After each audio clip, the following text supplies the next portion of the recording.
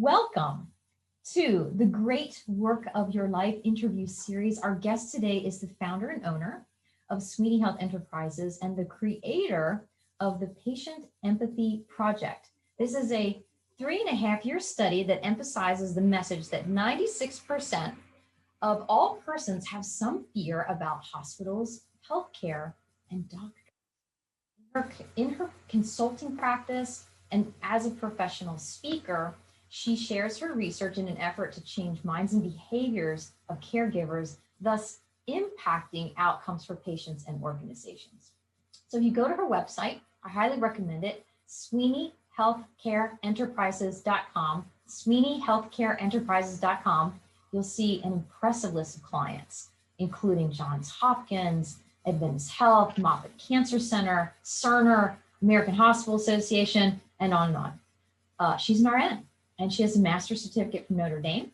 She's an expert in patient fears and how to maximize the HCAHPS reimbursement, which we'll talk a little bit about today. Her 95-and-3/4-year-old father just received the Moderna vaccine for COVID this week. So welcome, Colleen Sweeney. I'm so excited that you are here today. I'm so excited to be here. Thank you for having me, Mary. Thank you.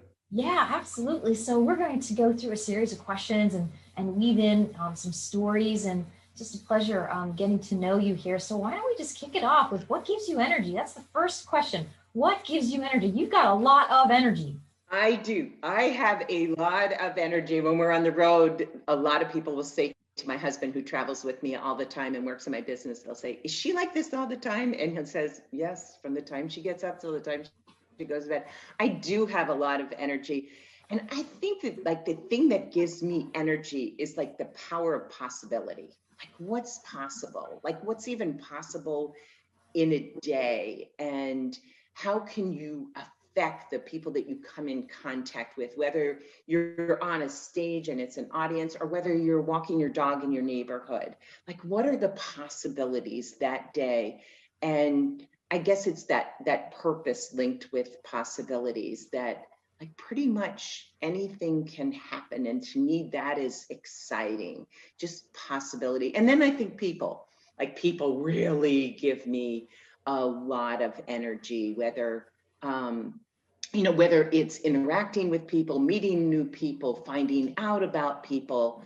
Like people just energize me, and I can be feeling exhausted and jet lagged and everything else, but as soon as I meet people, it's like the light goes on and I'm so excited. And then shamedly, probably Diet Coke gives me. Yeah. Well said. Honest truth. Possibility, people, and Diet Coke. I guess it would work better if it were Pepsi, because then it would be possibility, people, and Pepsi, but it's Diet Coke. So there you go. Gotcha. The honest truth. Very good. So on the flip side, I can't even imagine you without energy, Colleen. What drains your energy? Or another way of asking is, do you have a pet peeve? I would probably say routine, which is probably usual for most people. Most people love routine. I do not like routine.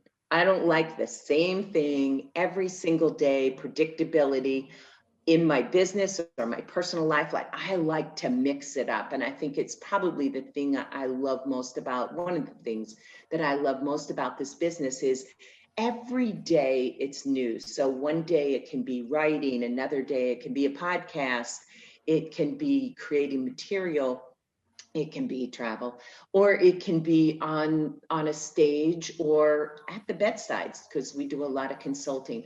And so I think if I did the same thing every single day, that probably is the thing that drains energy for me, where I like to mix it up every single day, never a routine. Yeah. So Makes sense. And we know you as a consultant. Many of us know you as a professional speaker. As a matter of fact, if you don't mind me saying, you are one of 23 nurses in the world with a CSP designation, which is Certified Speaking Professional. Amazing. So which is a great segue into the next question. So what do you love the most about your work? What do I love most about my work? I think it's the ability to influence the way people think. So I only work in healthcare. That's all I do. I really don't have another audience, and I don't really know anything other than healthcare. So healthcare is tough, and it's tougher than it's ever been. And I've been in it now for like 45, 46 years. And I believe that if you can allow for people to think differently about the work that they do by seeing their work through the eyes of a patient, that ultimately their change in behavior or attitude affects the patient. And the patient is that to me is my end goal, is that life is different for the patient, that their stay is different, that the experience is different for them, because clinicians see the work that they do differently. And so I would guess that that's what I love, is to think that, I think the biggest compliment I could ever be paid is when someone says, I've never looked at a patient the same after hearing you speak. And to me, that's everything. Like, hold the paycheck. I don't need anything else. That's all I want to hear. So yeah, absolutely. And on the flip side, because you're so passionate about what you do, I mean, and you're the perfect person for this particular interview series, because you love what you do. Clients that work with you, they say, I mean, it's not something that you can fake. I mean, you love what you do. Is there anything that you dislike about your work? Anything that you like the least about your work? It is, it's the travel. To me, it is about the travel. So this is a kind of crazy thing. I don't like to fly. And, sometimes I can do 6 legs in a week, and that's a lot of travel. In the beginning, when my husband works in my business and does all the logistics. But when I first was running the business into the ground, running the business myself, I was so amazed, first of all, that people wanted me to speak, that I would fly from like LA to Philadelphia and then to Las Vegas all in a week. And I'm like, I was exhausted. And I guess the part that I like least about travel is that I make poor decisions when it comes to airport food. And so I eat most of my meals in an airport, and I'm tired, and I think like I owe myself Cold Stone Creamery and all of those things. That part for me is very, very hard. Now, logistically, we've figured all of that out, and we're very strategic about how we space and, our engagements. But the travel part is absolutely exhausting. So if I could just like beam myself there and be there, I am full of energy. But the travel part is very tough. And that's the part, like, sometimes you get on a stage and you're all dressed up, and people don't know that you slept last night in an airport because of some kind of travel glitch or right. Yeah, exactly. So anything can happen, and any more travel has gotten more and more difficult and less dependable, I should say. So yeah. That's the part of it. Yeah, it makes sense. And I think there's a lot of folks listening who can probably relate. And COVID has changed that quite a bit. It has. Actually, I have liked travel during COVID better than in ordinary times. I know that sounds horrible to say, but I was dreading it at first. But airports are not as crowded, planes are not as crowded, people are kinder. I find that people are kinder in the travel industry, and I've just kind of really liked it. I mean, that has been nice. Not that we have done a ton of travel. We really have not, because, many live events have been on hold, but we do a lot of consulting still. And I'm sensing, because you love what you do, that's the trade-off. So you know that you had to travel, and that's the trade-off, to do what you love to do, the great work of your life. And you've done so much. You have such an interesting background. You're a nurse. You worked in the health system. You've done a little bit of improv comedy. It's in your background. So tell us, when did you realize you knew what the great work of your life would be? Did you have an aha moment? Did you live into the answer? What was that about, Colleen?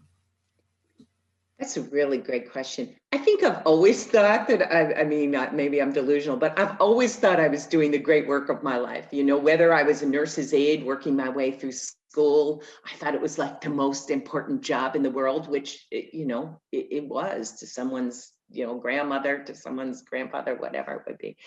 And so, and going through nursing school, I thought that was like the greatest work. And then being a new nurse, and every single position I've held, I've thought was the great work. And now that I am here, wherever, where I sit right now, I look back and all of those things contributed in some way to what I do.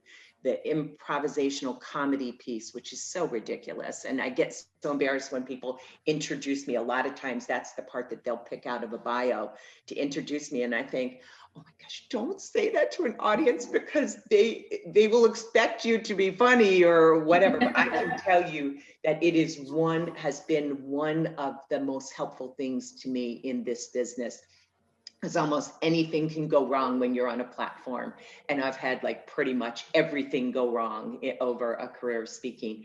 And I just think that everything has contributed to it, but mine was not intentional. Like a lot of people set out to be speakers. Mine wasn't intentional. It was that I became a patient experience officer for a hospital, working in patient experience. It wasn't a patient experience officer at the time. And I just got a real curiosity around what patients fear. One time a lady shared with me that what she feared about her surgery. And I'm like, that's really funny. I've been a nurse for like 30 years. I never really thought about what patients fear. And I started to ask people, almost everyone had a fear. And then that led to a study that I did where I interviewed over 1,000 people about their greatest fear that they would have if they, were a patient in the hospital, if they had been a patient in the hospital. And then after I was done with the study, it was never intentional and never intended to share it with pretty much anyone. I just got obsessive about it, and it fascinated me because I love hospitals. How can anyone fear them, which is so ridiculous, and such a ridiculous thought. And then someone actually named Mary Malone that had been in healthcare for a long, long time, and she's just a really brilliant gal.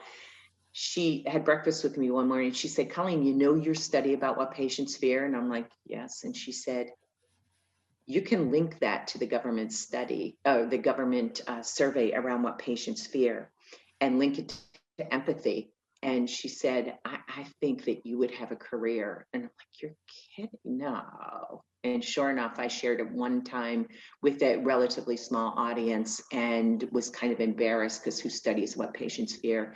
And from there, that was it. So it makes perfect sense. For those of us in healthcare who understand the importance of the HCAHPS survey, and when patients are discharged, they're asked questions, and a lot of the questions are around communication with their caregiver, not just the cleanliness of the hospital and the environment, but communication about medication, communication about discharge procedure, and it ties directly to the great work that you're doing.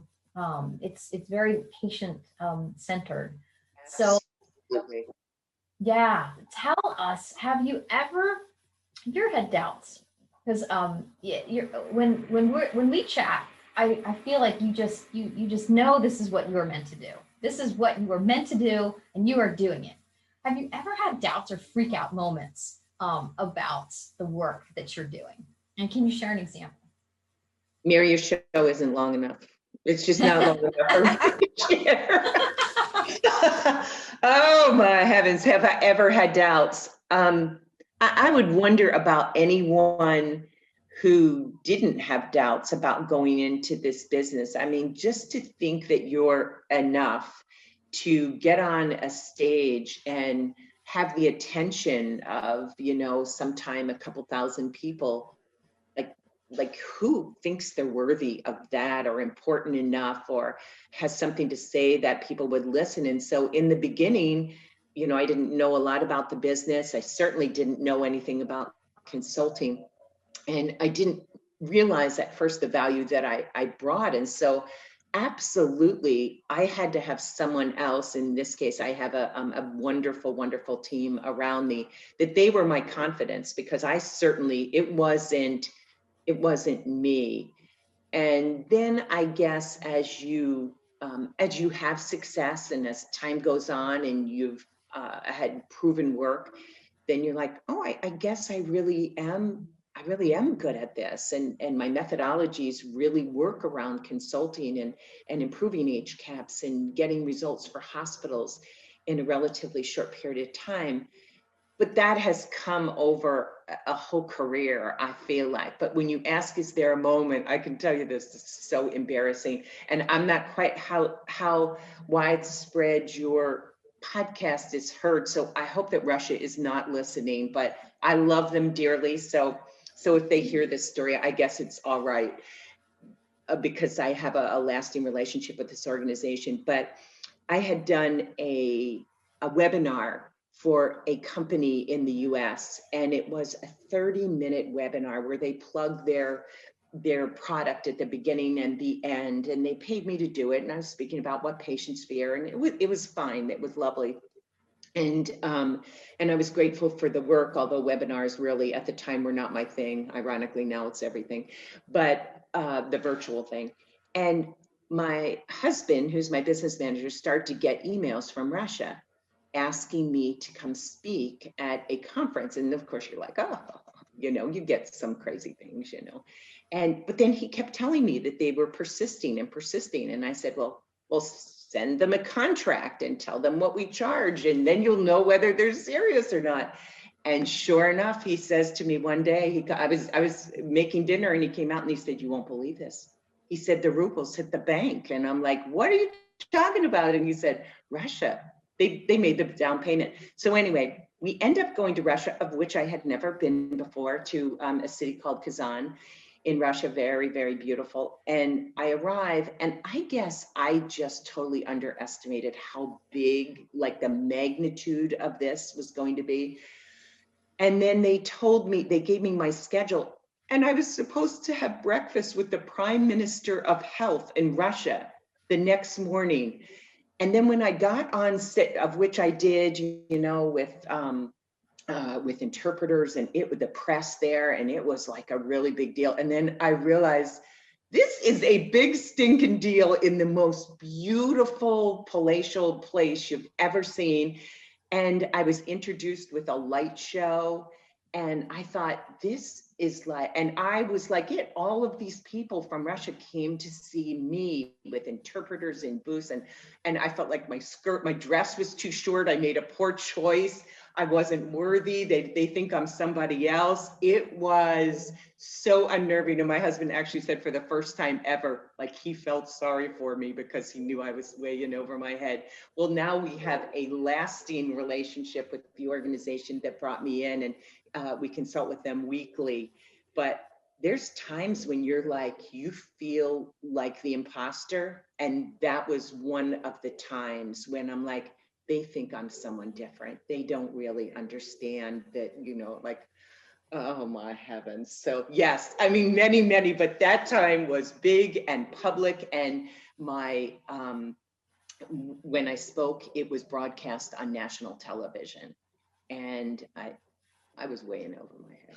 Way in. Great story. What a fantastic story. And gosh, I love your book. I'm going to buy it for my sister, who is a nurse. The book is called 160 Ways to Empathize, and you can get it in the store on your website at sweeneyhealthcareenterprises.com. And if you don't mind me saying, you've sold millions of these books over the course of your career. It's still very popular. You have some really neat things in your store, like you have a poster that says love is a patient. I really like the other piece, say this, not that, which relates to working with patients on their fears. But the book, I love the book. So it's a segue into the next question. Been there, done that, done so many things. How do you define success? Whoa. I would say that for me, it's nothing materialistic. It's nothing material. It's not a dollar amount. I'm a person of faith. And I believe that God has given every person gifts. Everyone's got those gifts, whether they're a recognizer of their creator or not. Everyone has gifts. And it's what we do with those gifts that we were given, how we cultivate those gifts, how we share those gifts, how far we stretch those gifts. Like I sometimes think that I'm going to stand before the throne one day and God's going to say, like, you used some gifts I didn't even give you, because honestly, like, you've gone overboard. You had way more confidence than the gifts I gave you. But I believe it's about taking the very gifts that you are given and making the absolute most of them. And like, for the first probably 25 years of my life, I wanted to be like other people. And I thought, I can't sing, I can't dance, I'm not, I didn't have the talents that my siblings had. I wasn't an incredibly great student. And I was not the shining star in my family. And I just always wanted to be like other people, until finally I realized that, like, I just have to be the person that I was meant to be. And my gifts are as an influencer and a communicator and a connector, and finding the gifts in other people. And I feel like when my, in the end of my days, I just want to be totally used up. Like, I got nothing more to give. My gifts are depleted. I've given them all away. And if I can do that and live with no regret, I feel like that is success. I think. Thank you. Thank you. And if you had to do it all over again, speaking of giving, if you had to do it all over again, because you pour yourself into your work, what would that look like if you had the chance? As it relates to my work, would you say? It could be anything, really. Yeah. Okay. Then I would say, life in general, that I would have been myself a lot earlier. I would have started to be myself when I was really young, that I would tell my young self that you're enough just the way you are. You don't have to be as smart as your siblings, or that you are what you are, and it's great. And I think it's taken this long to like who I am and to be really comfortable with who I am. And I don't have to be someone that I was never meant to be. Mm-hmm. So I think that realization, I mean, maybe that's a midlife thing, or a reaching 40 and now I'm 60, but I just feel like if I had realized that earlier, maybe success would have even come earlier. I'm not quite sure. Yeah. That's great advice, Colleen. Thank you. And I'm sure folks that are listening can relate to that, including yours truly. So thank you for that. So you shared something with me offline, which it's stuck with me, where you mentioned that you work so you can go on missions. There's some beautiful pictures of your mission work. So in terms of the next question, where have you spent 10,000 hours honing your superpower? So you mentioned that you work to really give to others. So tell me more about that. Ooh, that 10,000 hour question is so interesting. I feel like my superpower, people would say that my superpower is communicating and being on the platform and speaking to audiences, keynoting, when actually I think that the superpower is connecting one-on-one. And I think that I've spent a lifetime trying to connect and connecting one-on-one with people. And then it just translates to the big stage. And one of the nicest things that people can say is, I felt like you were talking just to me. Like it was just you and I, even though there were 500 or however many people in the audience. And so I think it's that connecting thing is my superpower, and it just translates onto the platform when I get there. But as far as the missions that you mentioned, this is the craziest story. So you talk about, you wake up and it's the power possibilities every single day. Like, what can possibly happen today? And I think it's just saying yes to a lot of things that come along. And I was working in a hospital in the Midwest, inpatient experience, and a gentleman in the community who was very well, how should I say, well esteemed in the community. He's just a great guy. And I only knew of him. I didn't know him personally. And he came to me, he called me and said, can we have lunch? And I said, well, how about coffee? Because, I figured he wanted money from me. And because he did a lot of great work in the community. And we had coffee, and his name was Dan Blackader, and most amazing person I probably have ever met in my life. And in the course of having coffee with him, he tells me that he made a trip to India with Habitat for Humanity, witnessed a mother drown her baby girl. And he questioned his driver at the time about that, and they said, yeah, that's a practice here in southern India and India in general, is infanticide, female infanticide, where if someone gives birth to a baby girl, they're going to many times they'll drown the baby girl because of the dowry, and they have little value. And so he decides, here's this guy, this white guy from the Midwest. He decides at that moment he's going to save the life of baby girls in India, which is such a ridiculous concept. It's crazy. And so he said, would you help me? I'm like, I've never even given India thought, So I did help him financially. And because I just thought, well, that's a good thing. I don't want any baby girls drowned or killed. And a couple years into it, he asked me to be on the board of directors, and he really thought he was saving the life of baby girls. And I'm like, oh, okay. And so he says, would you come to India with me? I'm like, oh, okay, if you want me to. And I go to India with him, and oh my gosh, 120 villages. And when he enters a village, people just run into the streets knowing Dan Blackader is there. And it's called the Rhema Project, RHEMA, which is a fairly common Indian girl name, named for the very first baby he saved. And people were holding their baby girls dressed in their finest. And I was just sobbing. I'm like, he's really doing this. But he did it through a milk program and through programs he started in the village. And then what happened when I was involved in the program is that he said, what if we take these girls from the village, train them to be comparable to nurses' aides at first, or a technician, nurses' aides, I guess. And we train them in a nursing program, then send them back to their community, and they will be like the midwives and the health experts in their community. And they will be the ones that will carry on this vision for the girl child and the value of the girl child.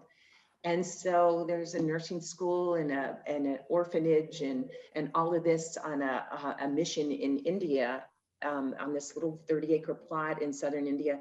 And so we go often, we take doctors and nurses there. There's a hospital there. And it has become something that I am so passionate about, and probably one of the only reasons that I work is that I love that mission. Well, it shows. I wish you could see yourself. I mean, I wish you could see how your energy changed when you started talking about the Rhema Project. It's this is your jam. I love it. Absolutely love it. Wish there was more time to dedicate my life to it, but definitely. And it makes perfect sense, because at the top of the hour in your opening remarks, you said that people give you energy. And then what I heard you say was you had an aha moment talking to a patient about their fears, and that led to your life's work and the Patient Empathy Project. And then from there, now you're working with individuals in another country. Amazing. Excellent. So I have a couple more questions, if I may. So I'm really anxious to hear what the answer is to this question. What do you know about yourself to be absolutely true? Oh, to be absolutely true, I know that I am loved, crazy loved by the creator of the universe. I mean, what better way is there to wake up every single day knowing that beyond a shadow of a doubt that I am that loved with all of my, failure and shortcomings, that someone loved me enough to die for me. Like, that is crazy. That is really craziness. And I think that that's really, I mean, I guess that probably is where my energy comes from, is just knowing that I'm loved, and what isn't possible when that's the reality, at least for me. So, And don't we wish that for everyone? If that folks know that to their core, in their bones, it could change the trajectory of their lives. absolutely, absolutely. So here's a fun one. What would people be surprised to know about you? This is crazy, and I don't even hardly tell people because I think that they wouldn't believe me. But for the first half of my life, I had a horrible, and when I say horrible, I mean terrible fear of public speaking. Like, that was my biggest fear. Like, I'll touch a snake before I would get on a stage and speak. Or I used to purposely, Mary, this is really wild. I would purposely go late to a meeting, because usually at the start of a meeting, you would have to introduce yourself or say something about yourself. And it could be a meeting anywhere. And that part just unnerved me, because just to speak out would make me nervous. And then something like crazy happened. And the first time I was ever asked to speak about my project, I remember I knelt down. This is so funny. I was in Texas and Houston, I think, and Dallas, it was Dallas. And I knelt down next to the bed in the hotel room, like in my dress, and I'm supposed to speak for like probably 40 minutes or something. And I'm like, okay, Lord, I don't have to be like the best speaker in the world. Just don't let me like faint or like throw up or whatever. Let me just get through this like simple thing that I have to do about what patients fear and why it's important that we know. I mean, that's the name of my keynote, what patients fear and why we have to know. And I guess I got through it. It was probably horrible. And then when I realized how I saw how the audience reacted and what it meant to them, and like this big aha, and it suddenly just became like my passion became bigger than my fear. And I like get up in the morning and I like put makeup on and I'll do my hair and all of that. And then I never think about that again. Like, I never think about me, what I look like on that platform. It's all about the audience, and can I get them to think differently about the work that they do? And when you think about it, when you think about the audience and you think about them, you never think about yourself. Like, I never think about, oh, how do I come across, or what do I look like, or all of that goes away. So I think the biggest thing people would be surprised of is that I've made a living public speaking, and first half of my life just had a horrible fear of it. So I will admit that that is the last thing I thought you would say. Amazing. I mean, after seeing you on the platform, I mean, it's like the air you breathe. It's just kind of like what you do. So that's really interesting. So I have two more questions and then a bonus question. The two more questions, we need your advice. So what's a book that inspired you to behave or think differently?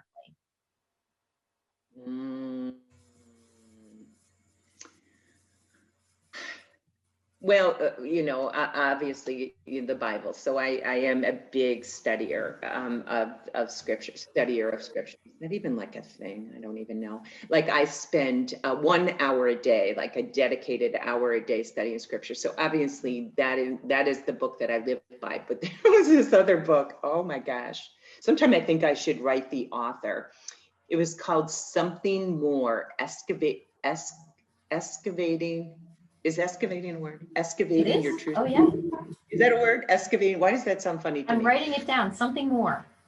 Oh my gosh. Sarah Ban Brethnick, N-A-C-H at the end. I'm not even sure I'm pronouncing her name right. I probably had the book 30 years ago. I'm going to say 30 years ago. She also wrote another one called Living Abundantly or some Living Abundance or something. Anyway, and I don't know if someone gave me the book, I don't really remember, but I opened it up about 30 years ago and it was too painful for me to read. Like I could not read past the first chapter or two. And I thought, I can't read this, it's too painful. And I shut the book. And probably a year later, I went back to it, read it, started to read it again. I'm like, I still can't do it. I'm not ready to read this book. It's so painful for me. Shut the book. And then I guess third year, I don't know what happened, but I read the book and I thought, you know what? I'm going to continue to read this book. And I'm also not going to only read it, but I'm going to kind of tackle the things that are so painful about this very book and the reasons that I couldn't read it in prior years. And I did, and it kind of took me on a journey that was very life-changing for me, forced me to do some really hard things. You know, the biggest thing was to get out of a horrible marriage, but you know, I was like, I'm in this till death, you know, do us part, and it probably almost killed me. And it just caused me to be bolder, realizing that life is, you know, but a vapor. And I wanted to live abundantly and I wanted more. And there were certain things that were holding me back. Anyway, it's a great book, but it's very powerful. It's just definitely. Oh, heard and understood something more, ladies and gentlemen. I've not read that one. I'll definitely check that. So do you have a favorite quote or a motto? And most importantly, why? Probably a lot. I love quotes and mottos. I mean, I love like if you could see my entire home, I have a lot of signage around, like I need reminders about how to live. But I guess it would be in the first chapter of Philippians, and Paul is talking about to the people of this city that he loves very much.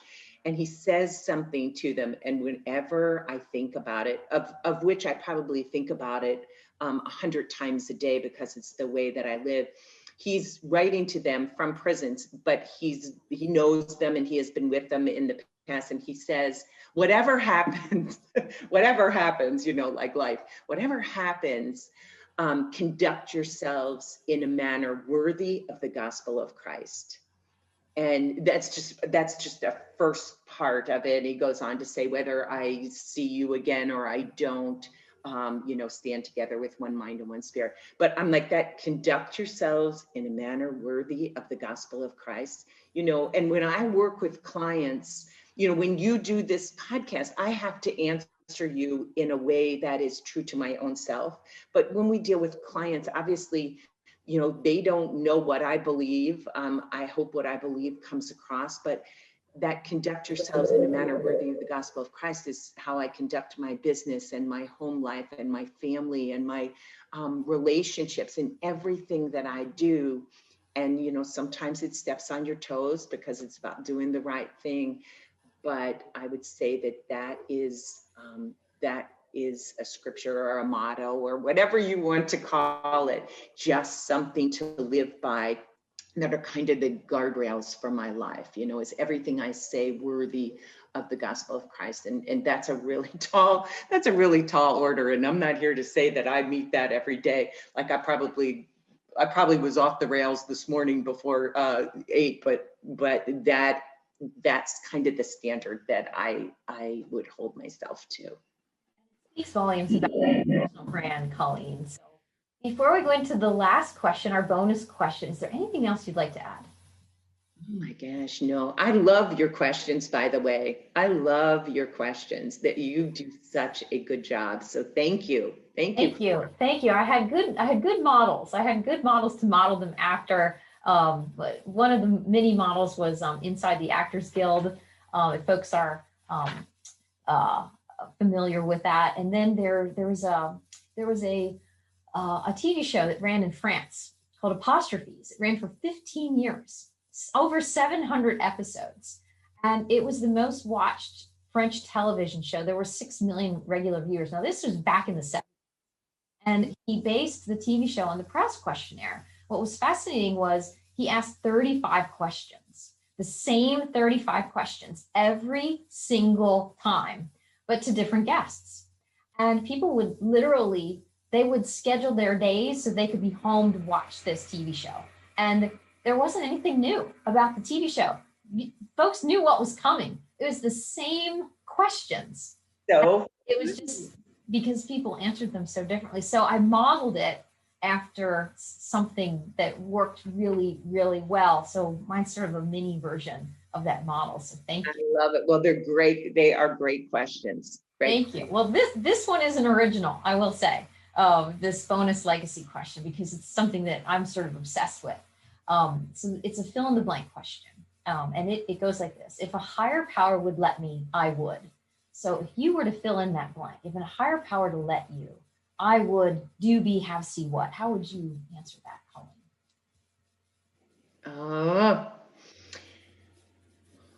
I don't live with a lot of like, I wish I could, or I want to, or, when I said I hate routine, one on my to-do list is something new every single day. Like every single day, I put something on there that I've never done. Now, it doesn't have to be big things. Like sometimes it's tasting something new or trying a new recipe. So like I have very little thing at this point in my life, very few things. Like there's probably very few places that I haven't visited because my work's taken me around the world.